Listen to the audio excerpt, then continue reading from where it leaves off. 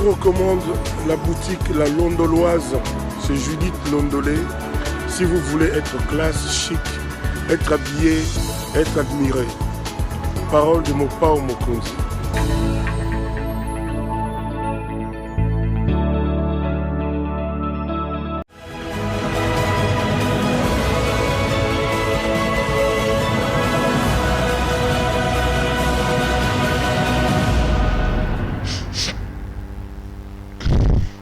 Madame, Messieurs, bonsoir et bienvenue à ce nouveau numéro de l'émission Décrit Info, ce magazine d'analyse d'actualité politique, sociale, économique et juridique qu'on a lancé ici à CPL Télévision. Des questions importantes qui retiennent l'actualité dans cette panoplie de domaines sont mises sur la table. Nous tentons justement de leur donner un sens ou une forme selon nous. C'est d'ailleurs pour ça que nous avons comme slogan ici dans le cadre de cette émission que le Décrit Info, c'est tout simplement le tempo de l'actu selon notre feeling. Notre feeling à nous veut dire notre manière à nous de sentir les choses, notre manière à nous de les exprimer, notre manière à nous de pouvoir communiquer sur ce que nous faisons et sur ce que nous pensons. Nous sommes en démocratie. Je ne le dis pas pour la première fois, la démocratie n'est pas du tout le règne de la pensée unique. Nous exposons ce que nous disons ici aux étamperies de vos critiques parce que nous sommes convaincus que du choc d'idées, la lumière, alors la vraie, finit toujours par jaillir. Ici, Pero Louara est dans la peau de l'éditorialiste, la peau d'un journaliste éditorialiste qui vient tout simplement donner son avis, son point de vue sur ce qui se passe dans sa société, ma manière de voir les choses, ma vision des choses. Je l'exprime plutôt dans le cadre de cette émission. Quand je suis dans les décrits, je suis donc un journaliste éditorialiste. Laissez-moi vous dire grand merci de l'intérêt et de la confiance que vous n'arrêtez à accorder à cette émission. Nous avons commencé petit à petit, nous avons commencé comme une aventure, mais on sent que chaque jour qui passe, la mayonnaise commence à prendre. Vous vous intéressez à ce que nous faisons, vous nous appelez pour exprimer votre satisfaction, pour nous faire des remarques et des suggestions. Nous existons bel et bien parce que vous êtes là et le travail que nous faisons, nous le faisons avec vous et surtout pour vous. Merci les amis, merci énormément pour la confiance. Merci de l'intérêt.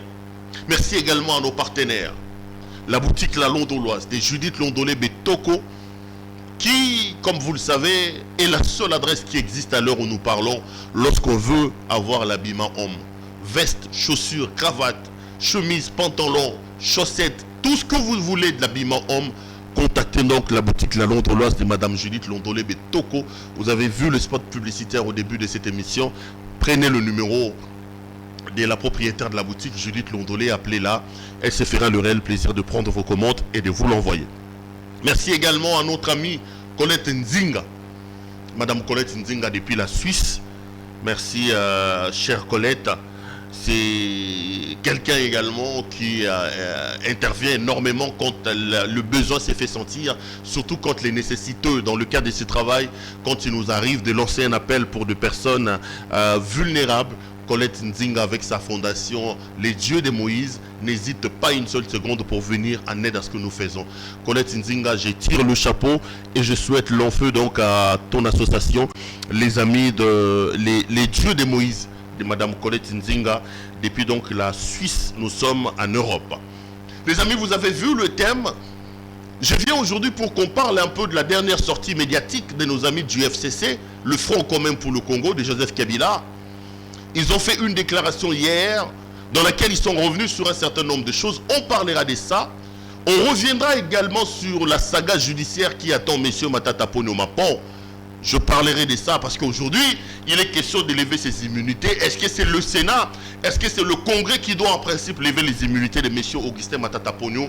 Nous tenterons d'ergoter autour de ça sans pour autant avoir l'ambition ou plutôt l'idée de dire que nous avons le monopole de la connaissance. Non, nous disons ce que nous pensons.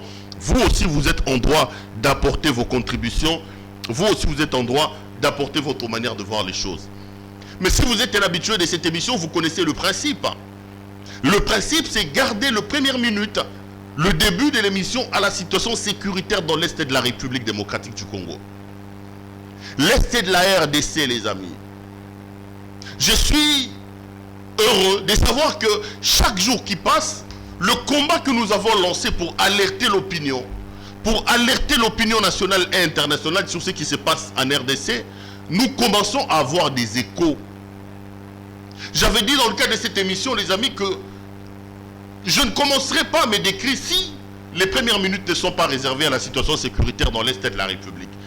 Parce que je commençais à trouver assez anormal, vraiment anormal, que nous soyons dans un pays, qu'une bonne partie de ce pays-là se trouve en situation de guerre, que les femmes, les enfants, les filles sont violées, que des familles entières soient massacrées, mais que dans ce même pays-là, les gens puissent avoir l'impression que ce qui se passe loin de nous. Non.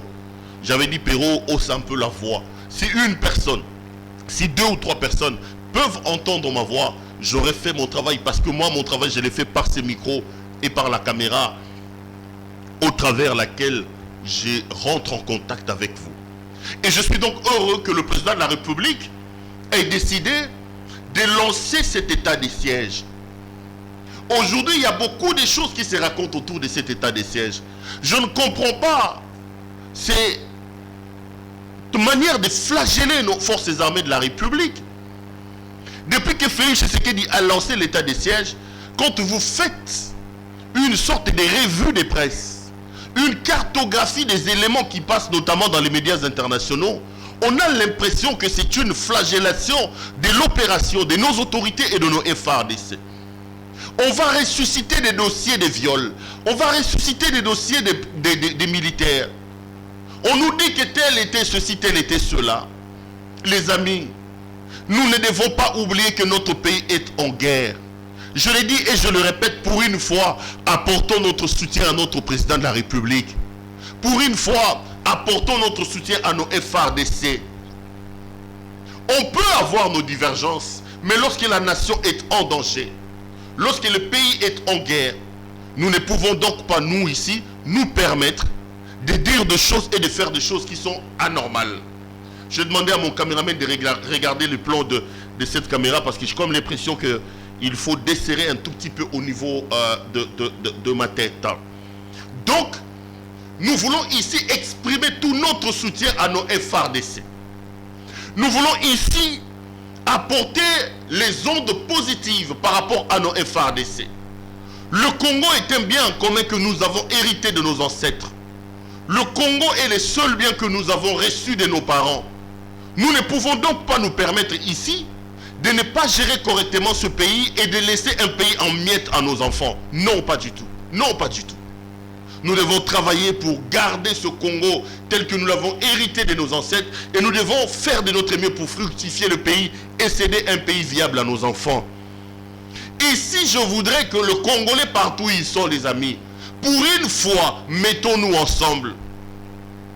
Lorsque la patrie est en danger, lorsque la nation est en guerre, nous devons arriver à terre nos armes.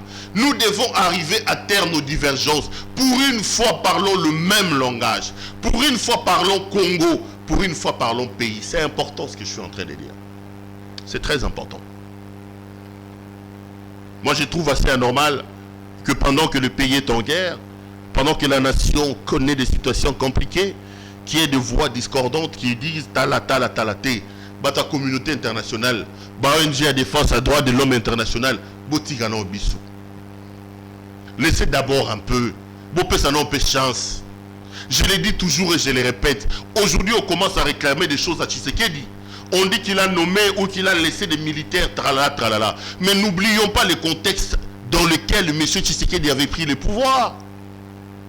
Si Tshisekedi en venant au pouvoir, c'était hasardé à régler des comptes aux militaires. Si Tshisekedi a pris le pouvoir, c'était donner le luxe de lancer la chasse aux sorcières au niveau des FARDC, il ne serait peut-être pas vivant lui-même aujourd'hui. Il devait s'enraciner, il devait comprendre le contexte du pouvoir, il devait avoir le contrôle de l'armée. Il devait connaître tout ça. Aujourd'hui, il lance une idée ingénieuse, celle de, comment ça s'appelle, de l'état de siège. Nan Kutu et Saliata une semaine n'était commis le lobo lamouki au rapport tel, le lobo lamouki au militaire tel. Non. Pour l'intérêt de l'Est de la République, Botika Bissonan. Congolais, ne cédons pas à ces sirènes des gens qui appellent à gauche et à droite. Pour une fois, soutenons notre président de la République. Je ne le dis pas pour la première fois. Vous connaissez mes positions sur M. Tshisekedi. Il y a beaucoup de choses sur lesquelles je ne crois pas en lui. Nalobango lelote. Naoban la kaka. Et on a maga mususu et ça les laïens n'andi magalanga ngote. Bilon la bango union sacrée, je ne crois plus en ça. Mais dans quatre situations à Est Oyo, dans quatre guerre automine dans Est RDC, tout matato qui tatozana obligation à soutenir mon konzamboka. Tout matato qui tatozana obligation à soutenir ba FRDC. Tout matato qui tatozana besoin à bonde la ponzamba sunga armée na biso. Tout enfant na moka monté depuis plus de 20 ans. Ba viola ba maman, ba viola kabana, ba viola kaba koko, ba viola kaba tu ba boma kaba papa, ba boma mibali. Biso toujours vivre en okak. Quand le pouvoir, quand les autorités décident de prendre le taureau par les cornes en lançant cette opération, il y a état de siège et bimio les lobes. Non, non, non. MONUSCO Zalakawa, Human Rights Watch Zalakawa, RFI Zalakawa, Reuters Zalakawa, France 24, Bangono so Zalakawa, Batu bakufa na Beni, Batu bakufa na Butembo, Batu bakufa na Ituri, Basake logote. Ba rapport ezobi malelo ezalaka kaka. Diabolisation bandi lelo ezalaka kaka. Basala ke logo te tofanda na ba kakao, tofanda kao. Botika nanu. Monsieur le président chapeau bas. Monsieur le président Nzamba Zalanayo. Monsieur le président Nzamba Bundela Biso. Ozana soutien ba congolais kende liboso, armée na biso et kende liboso. Parce que finalement, on ne peut quand même pas rester insensible. Et si on va par dizaines, par centaines, par milliers, tant que rapport. Non, non, je ne suis pas d'accord avec ça. D'ailleurs, sur le terrain, tout le monde qui est population CPLI, sur le terrain, tout le monde qui est dans le village, et comme petit à petit, comme on récupère en haut. Tout peut savoir une chance, tout peut savoir autant, tout à l'écamni comme ça là. Voilà ma camille balemi ça tout qui n'ont pas na koloba na Est RDC lobi na rozonga na koloba. J'ai dit que on va continuer à parler de cette situation et laissez-moi exprimer ma joie de savoir que pour une fois dans le pays, on a l'impression que le Congo au niveau les plus élevés s'est arrêté, la vie s'est arrêtée et les gens se concentrent désormais à ramener la paix et la sécurité dans l'Est de la République démocratique du Congo. Vous avez vu mon thème. Je voudrais parler de deux choses aujourd'hui. Le premier élément, je voudrais parler de la dernière sortie médiatique, de la dernière déclaration, le tout dernier communiqué du Front commun pour le Congo. Et la deuxième chose, je parlerai de cette histoire des sagas judiciaires qui se prêtent à l'horizon ici, notamment avec l'affaire d'Augustin Matata Ponyo Mapon. Le FCC a fait un communiqué dans lequel il fait un peu la cartographie de la situation dans le pays, la situation sécuritaire et la situation politique dans le pays. La plateforme de Joseph Kabila dit un certain nombre de choses. Je voulais donner mon point de vue sur ce que j'ai entendu parce que j'ai suivi les communiqués et je l'ai lu. Avant d'ailleurs d'en parler, laissez-moi demander à mon réalisateur de vous balancer cet élément, l'élément de ces communiqués rendus publics hier par le FCC. Pour ceux qui ne l'ont pas lu, pour ceux qui ne l'ont pas suivi, suivez cet élément, on se retrouve juste après pour poursuivre avec cette émission. Déclaration politique du Front commun pour le Congo. Le Front commun pour le Congo, FCC en sigle, suit avec préoccupation l'évolution de la situation politique nationale et fait la déclaration suivante. 1. Concernant l'état de siège dans les provinces de l'Ituri et du Nord Kivu. Le FCC partage la douleur des populations meurtries de ces deux provinces en proie à des violences qui y occasionnent quotidiennement mort d'hommes et destruction des biens.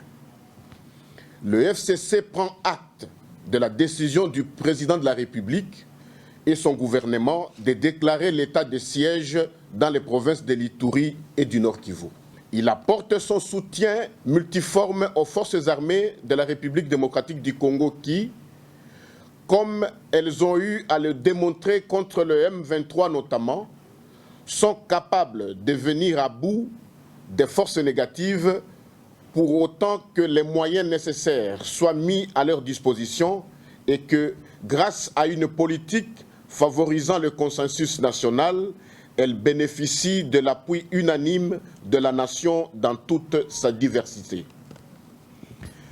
Partisan inconditionnel de la paix et vigie de la démocratie et de l'état des droits, le FCC entend assurer, avec le concours des élus du peuple, de la société civile et des hommes et femmes de bonne volonté, un suivi régulier de la mise en œuvre de l'état de siège, et il se tient prêt à dénoncer tout type d'abus qui découlerait des mesures d'exception qui accompagnent ces derniers, étant entendu qu'au terme tant de la Constitution de la République que des instruments internationaux auxquels notre pays est parti, même en cas d'état de siège, il est des droits fondamentaux qui ne peuvent être restreints, moins encore violés. 2. Concernant la motion de censure contre le gouvernement provincial du Tanganyika, le FCC note avec indignation que la boulimie de pouvoir et la conception autocratique de celui-ci qui caractérise l'union sacrée et l'amène à vouloir assujettir tous les Congolais et toutes les institutions de la République nationale, provinciale et locale à la volonté d'une seule personne, ne s'embarrasse d'aucun scrupule, d'aucune règle, d'aucune limite.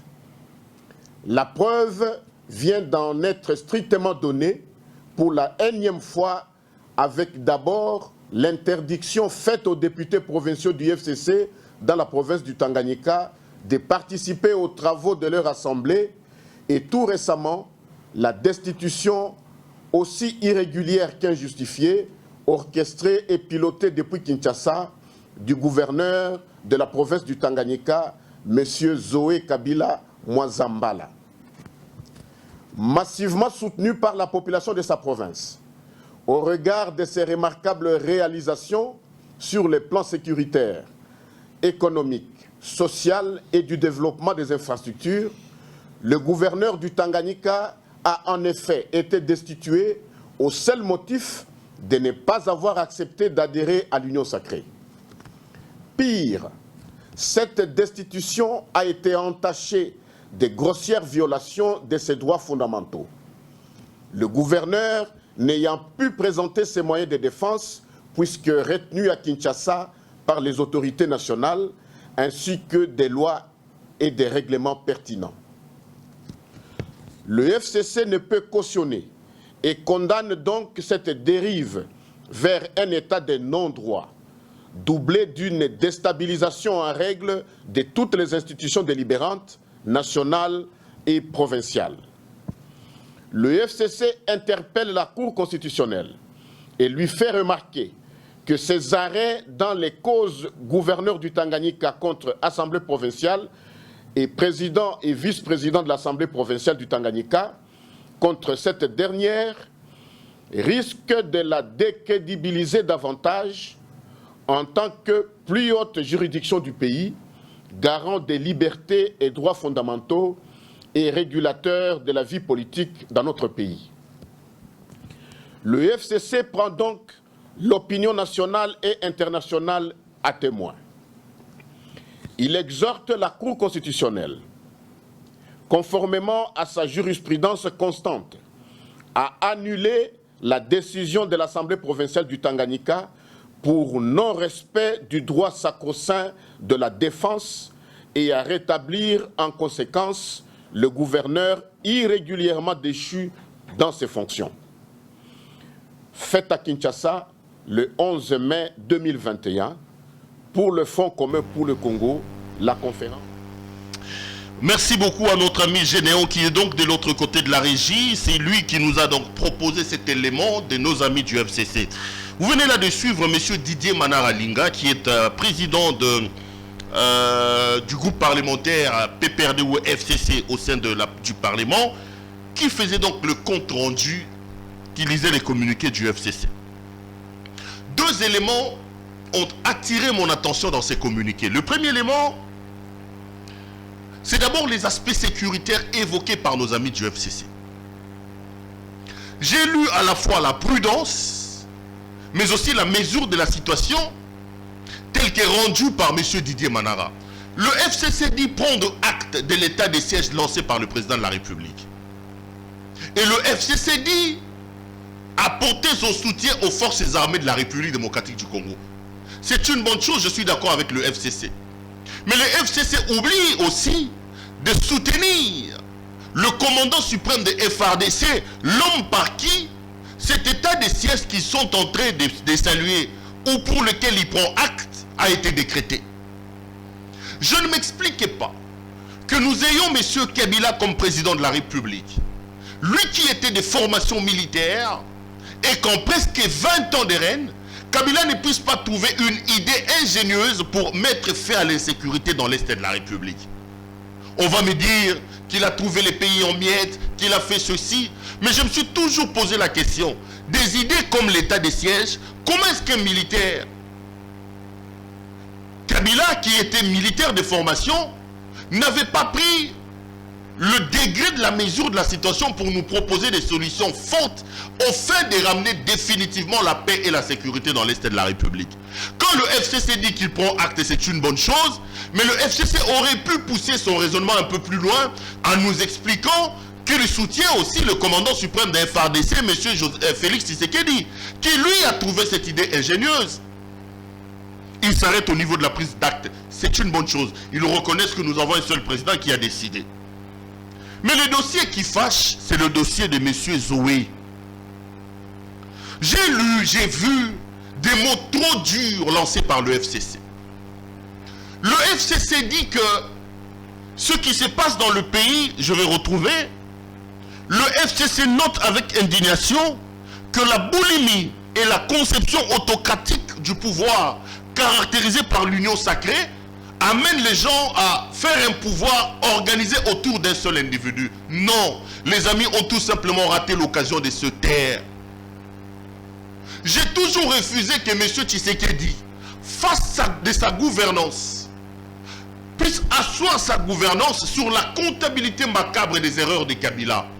Mais cela ne donne quand même pas mandat aux personnes qui ont détruit ce pays pendant 18 ans de venir aujourd'hui donner des leçons aux gens. Je diverge avec M. Tshisekedi, mais je refuse que le FCC lève son petit doigt pour nous donner des leçons. Les gens du FCC doivent apprendre à se taire.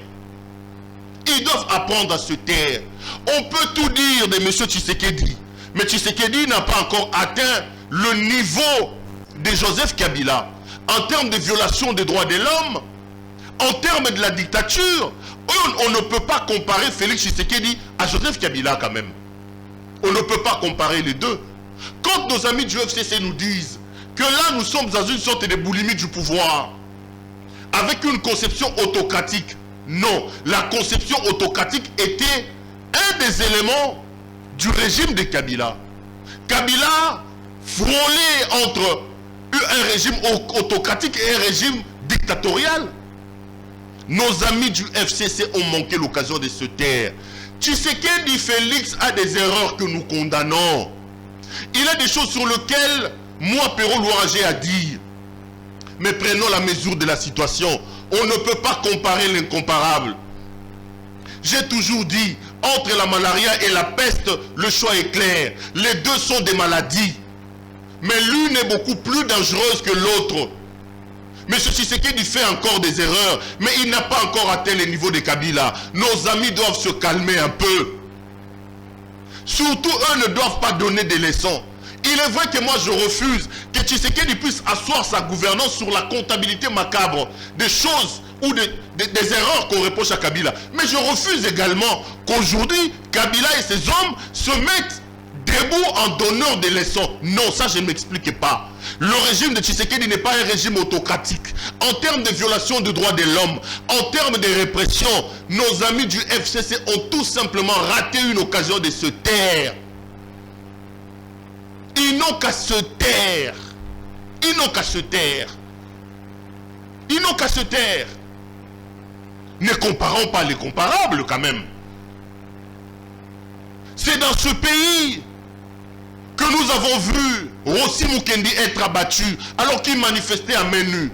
C'est ici dans ce pays que nous avons vu une aspirante religieuse, Thérèse Kapangala, être abattue. C'est ici qu'on a déshabillé dans les paroisses les prêtres, ici dans ce pays. C'est dans ce pays qu'on a assassiné Serge Maïeché, que Franck Nguy qui est décédé ici comme journaliste, c'était sous Kabila. C'était sous Kabila. C'est dans ce pays ici que Franck Diongo s'est retrouvé en prison. C'est dans ce pays ici que Jean-Claude Mouyambo a vu son pied être tordu. C'est ici dans ce pays. Messieurs de FCC, ne nous prenez pas pour des amnésiques. Non. Bon, tu as ton potana, là, Félix Tshisekedi n'était potana. Mais nous n'avons pas de leçons à recevoir du FCC. Le FCC n'a qu'à se taire. Ils doivent commencer à apprendre ce qu'est l'opposition. Ne donnez pas de leçons aux gens, pas vous. Les Congolais ne sont pas amnésiques. Kabila a détruit ce pays. Le FCC a détruit ce pays. Quand vous vous levez là pour donner des leçons aux gens, je pense que vous ratez tout simplement l'occasion de se taire. Ici, j'ai vu dans leur communiqué, ils parlent de la question de Zoé Kabila. Ils appellent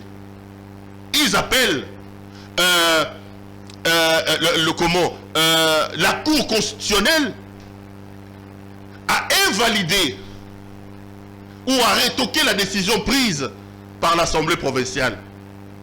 Mais c'est dans ce pays que le FCC a fait de la Cour constitutionnelle une sorte de marchepied. Messieurs, est-ce que vous avez oublié que nous étions ici? Monsieur Kazembe, gouverneur de la province du Katanga, bénéficiaire d'un verdict rendu en force de la chose jugée par la Cour constitutionnelle. Il a été débarqué comme un malpropre ici par Chadari, à l'époque ministre de l'Intérieur. Qui a oublié ça? Qui a oublié ça? Parce qu'on parle des gouverneurs de province. Kazembe ici a bénéficié d'un verdict de la Cour constitutionnelle lorsque Kazembe a été débarqué. Mais Kazembe n'a jamais vu le FCC et les autorités du pays respecter la décision rendue par la Cour constitutionnelle. Mais ce sont les gens du FCC qui est au pouvoir. C'est Kabila qui est au pouvoir. Aujourd'hui, il s'élève parce que Zoé Kabila se trouve dans des problèmes. Mais à votre époque, il y a des gouverneurs qui souffraient ici. Le ministre de l'Intérieur ici, Chadar, il se réveillait un matin. Il bloque l'Assemblée provinciale. Le gouverneur était débarqué dans les avions ici. Le FCC ne respectait rien en province. Quand vous venez pour donner des leçons aux gens, ne croyez pas que les Congolais sont amnésiques. Zoé Kabila a participé à ce gouvernement. Zoé Kabila est de la famille Kabila, des gens qui ont détruit le pays. Je suis contre les violations de droits de Zoé Kabila. Je l'ai dit d'ailleurs dans ce plateau. Et j'en parlerai encore. Mais vous, là, du FCC, taisez-vous, messieurs. Taisez-vous. Nous en sommes là à cause de vous. Nous en sommes là à cause de vous. Apprenez à vous taire. Quand ils disent que Tshisekedi a installé un régime autocratique, quand ils disent que Tshisekedi a installé une boulimie du pouvoir, non. Il y a 4 ans, vous étiez au pouvoir ici. On sait ce que vous avez fait. Ne nous prenez pas pour des imbéciles, les gens du FCC là. Taisez-vous. C'est quand même surprenant que le FCC appelle la Cour constitutionnelle à invalider le résultat des... comment ça s'appelle? Des élections. Mais on était dans ce pays. Des gouverneurs ont vu leur démission être élus à la télévision nationale alors qu'eux-mêmes ne l'avaient pas écrit. Ici dans ce pays. Et l'on y a gouverneur, ça monte, commis l'être sans que lui-même ne soit concerné. Sans qu'il ne soit même informé. Le gars est à la télévision en train de regarder la RTNC, lettre de démission. Le gouverneur tel a déposé sa démission auprès du président de la République. Et à la fin, on dit le président a pris acte. L'homme s'est dit ça, je ne l'ai jamais fait. Non, non, non. Monsieur Tshisekedi a ses erreurs. Monsieur Tshisekedi fait certaines choses sur lesquelles je ne suis pas d'accord avec lui. Mais je refuse de comparer l'incomparable. Autant que je refuse que le régime de Tshisekedi se base sur la comptabilité macabre des échecs et des erreurs de Kabila, autant que j'exige la rupture, le changement auprès de monsieur Tshisekedi, autant que je demande à Tshisekedi de nous dire qu'est-ce qui a changé dans sa gouvernance à l'époque de Kabila, autant je demande à nos amis du FCC de se taire. Autant je demande à nos amis du FCC d'arrêter de jouer les donneurs de leçons. Vous avez des cadavres dans vos placards et nous ne sommes pas amnésiques. Nous ne sommes pas amnésiques. On ne vous a pas oublié. On n'a pas oublié ce que vous avez fait dans ce pays, vous là du FCC. Avec des communiqués et des histoires à l'emporte-pièce. Donc, Quand ils disent que Tshisekedi a un régime autocratique, je ne suis pas d'accord avec eux. Quand ils parlent d'indignation, à l'époque où les prêtres se faisaient massacrer ici, à l'époque où vous étiez en train de déshabiller les prêtres ici, on vous avait dit ça, vous n'avez pas suivi. Botika, allez d'abord à l'école apprendre ce qu'est l'opposition. Allez d'abord apprendre ce qu'est l'opposition, les béabas de l'opposition. Daniel Issafou s'est présenté comme votre professeur. Achetez les syllabus chez Daniel Issafou, qu'il vous apprenne un peu ce qu'est l'opposition. Ne venez pas nous donner des leçons ici, vous la GFCC. Ne venez pas nous donner des leçons. En matière des droits de l'homme, en matière de gouvernance, en matière de respect des biens de l'État, vous là, vous n'avez pas de leçons à donner aux gens. Non, non. Soyez modestes. Calmez-vous un peu, calmez-vous. Laissez-nous se battre.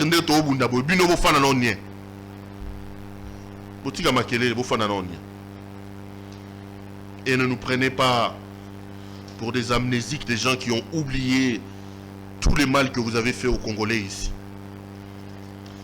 Vous avez aussi vu dans le thème, je voulais quand même dire un mot sur Augustin Matata Ponyo et cette histoire des sagas judiciaires le concernant qui se profile à l'horizon.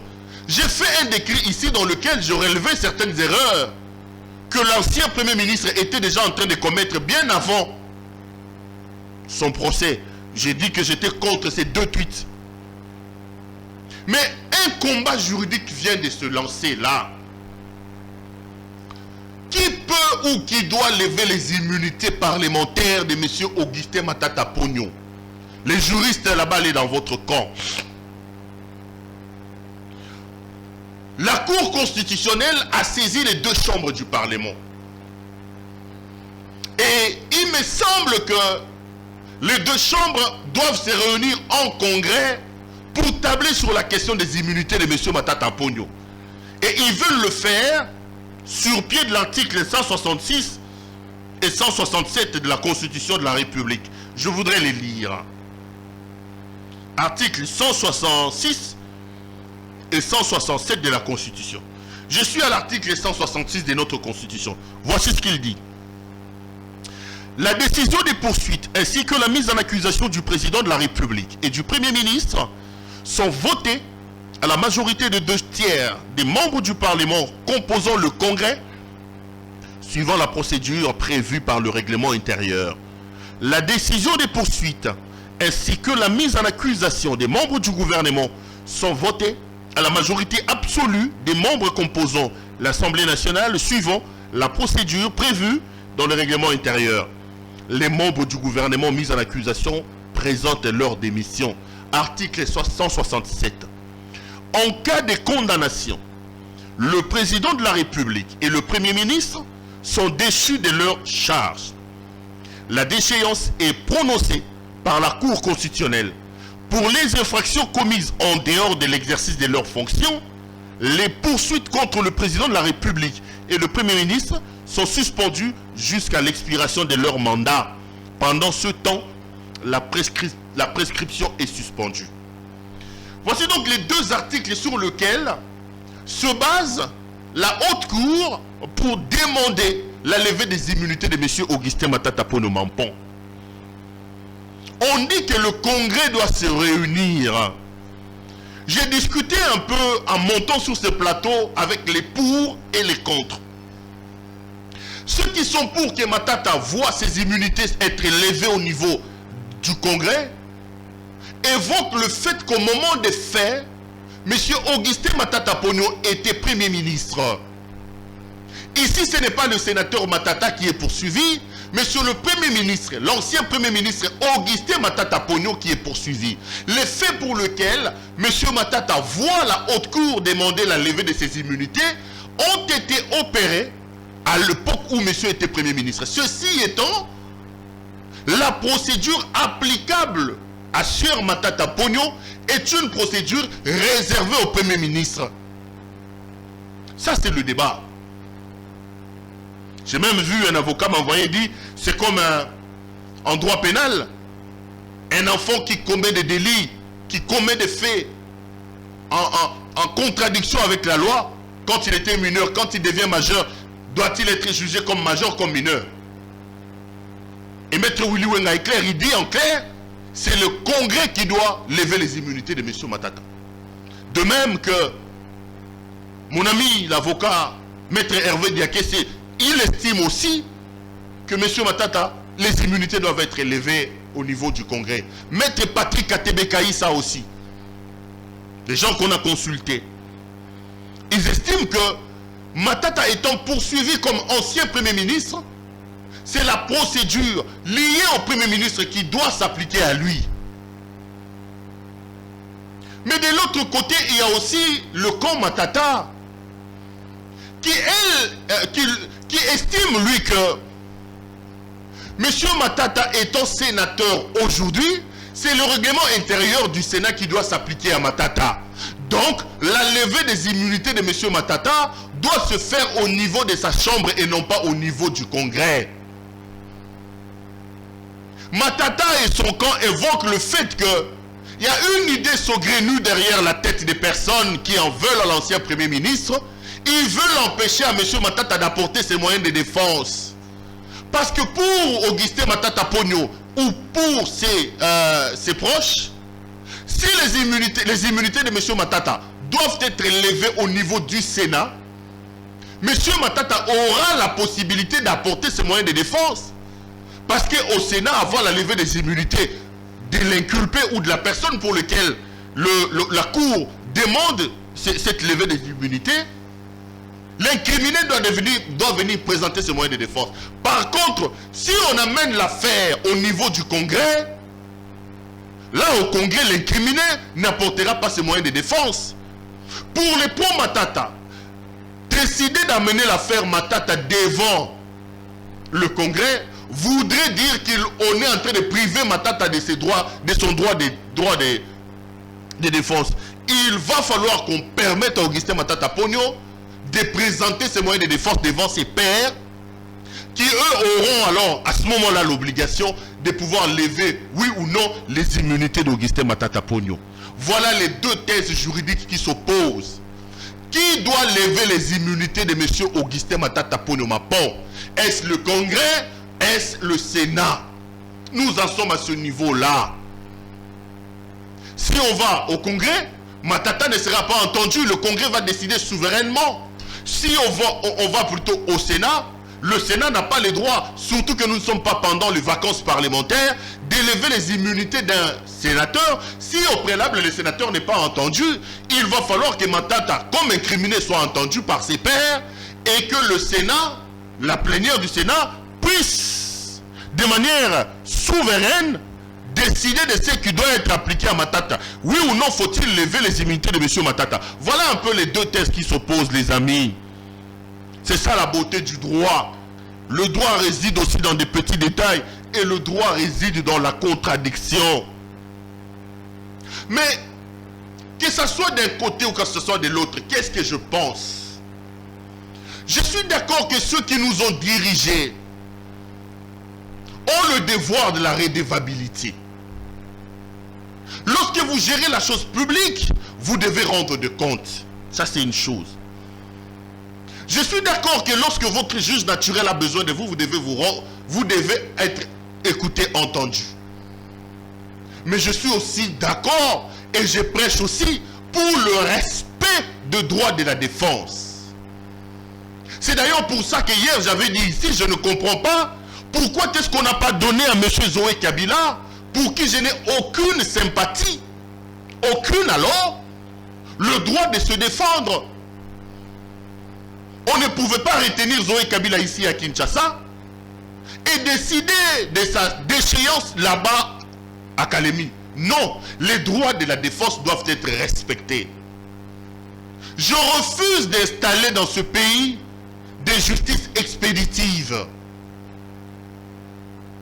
Ceux qui ont commis des délits, ceux qui sont reprochés des choses, doivent aller répondre. Mais la République doit s'organiser pour leur donner la possibilité d'apporter leurs moyens de défense. Ici, je prêche pour le respect des droits de la défense. Matata a été Premier ministre. L'IGF a produit un rapport sur Bukangalozo. Tous nous sommes impatients de connaître c'est quoi ces rapports-là. Parce que l'IGF a parlé de 285 millions de dollars américains Et sur les 285 millions de dollars américains, l'IGF a dit que seulement 80 millions de dollars américains ont été utilisés. 205 millions de dollars américains ont pris une destination inconnue. Les amis, prenons 205 millions de dollars, mettons sur la table. Qu'est-ce que 205 millions de dollars peuvent faire pour la République? De l'autre côté, Matata Ponyo a parlé des rapports fantaisistes et folkloriques en arguant le fait que ce n'était pas, moi j'étais à sa conférence de presse, 285 millions de dollars qui ont été dépensés. Augustin Matata Ponyo a parlé de 152 millions de dollars américains seulement. Et Augustin Matata Ponyo a dit qu'on ne peut pas lui reprocher, il n'a jamais vu cet argent-là. Il était Premier ministre et en tant que Premier ministre, il assurait les rôles de coordonnateur. C'était des ministres sectoriels qui, eux, engageaient la République. Le ministre des Finances, le ministre de l'Agriculture, le ministre des Portefeuilles, le ministre du Commerce extérieur. Il y avait 5 ou 6 ministres qui engageaient de manière autonome leur département. Et le Premier ministre dit que quand vous lisez le contrat qui lie la République avec la société sud-africaine à qui on a confié le marché, le contrat est clair, la gestion technique et financière de Bukangalozo était donc confiée à cette entreprise-là. Et nulle part, j'apporte des arguments de Matata, Matata dit qu'il a signé. Non, l'argent sortait du trésor public selon Augustin Matata Ponyo pour aller immédiatement vers le compte de l'entreprise ayant gagné le marché. Ceci étant, il dit que lui ne peut donc pas être tenu comme responsable de cette situation-là. Et il est prêt à apporter ses moyens de défense. D'un côté, vous avez l'IGF, de l'autre, vous avez Augustin Matata Ponyo. Nous, comme peuple, tout ce que nous attendons, c'est que la vérité éclate au grand jour. Nous voulons voir clair parce qu'il s'agit de l'argent du trésor public. Qui a fait quoi dans l'affaire Bukangalozo? Qui a raison dans l'affaire Bukangalozo? Et la meilleure façon de le faire, de faire éclater la vérité, c'est d'aller vers la justice. Aujourd'hui, le problème se pose. Immunité au niveau du Congrès, immunité au niveau du Sénat. Ce que nous demandons est que les choses se passent selon les règles de l'art. C'est ça ma demande. C'est vrai que nous, là on est en train de piaffer d'impatience de connaître la vérité, mais notre impatience de la connaissance de la vérité ne doit pas nous amener à violer les droits des autres, notamment les droits de la défense. Monsieur Matata Ponyo a le droit d'apporter ce moyen de défense. Monsieur Matata Ponyo a le droit de voir ses droits de se défendre être garantis. Donc que la justice soit faite, mais que la justice soit faite selon les règles de l'art. C'est tout ce que nous demandons. Et on va continuer à suivre cette affaire judiciaire jusqu'à peut-être à son aboutissement. Ça nous permettra de comprendre qui a fait quoi, où est parti l'argent, qui a encaissé, qui a fait quoi avec cet argent-là. J'ai dépassé déjà la 40e minute, largement dépassé les temps qui m'étaient impartis. Les amis, j'ai été heureux de vous présenter cette émission. Je vous retrouve demain pour un autre numéro. Portez-vous bien et restez branchés sur nos programmes. Bonsoir chez vous.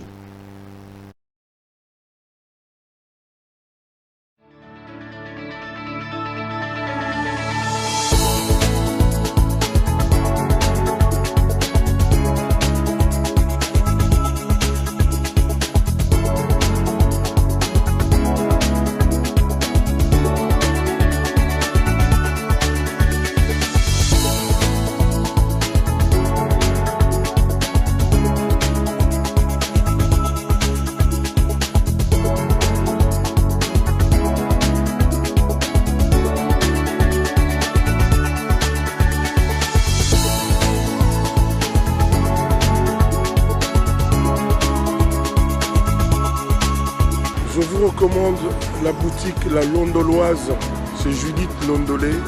Si vous voulez être classe, chic, être habillé, être admiré. Parole de Mopao Mokonzi.